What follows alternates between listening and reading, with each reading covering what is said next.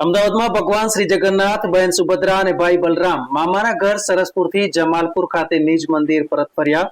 કેરી અને જાંબુ ખાવાથી ભગવાનને આવી છે આંખો. મંદિરમાં ચાલી રહી છે નેત્રોત્સવ વિધિ. યજમાનોમાં જોવા મળી રહી છે હરખની હેલી.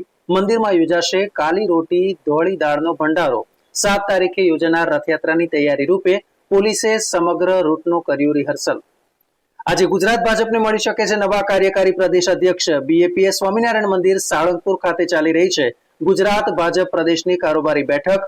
2 દિવસીય બેઠકનો આજે અંતિમ દિવસ. આજે પણ ઉત્તર, મધ્ય અને દક્ષિણ ગુજરાતમાં મેઘમહેર રહેશે યથાવત.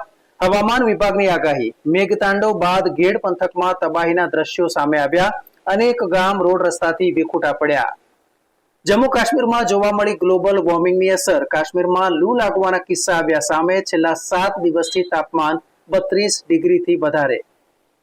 ઉત્તર પ્રદેશના હાથરસમાં સર્જાયેલ દુર્ઘટનાના મૃતકોના પરિવારજનોને રાહુલ ગાંધીએ આપી સાંત્વના. ઘટનામાં થયા છે 122 થી વધુના મોત. આઈસીસી T20 વર્લ્ડ કપમાં વિજેતા ભારતીય ટીમ અને મુંબઈ ખાતે યોજાયેલ રોડ શોમાં લાખોની જનમેદની ઉમટી હતી.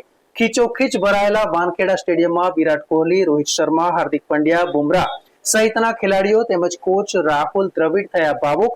140 કરોડ દેશવાસીઓના લાડલા ખેલાડીઓને બીસીસીઆઈએ આપી 125 કરોડ રૂપિયાની ભેટ.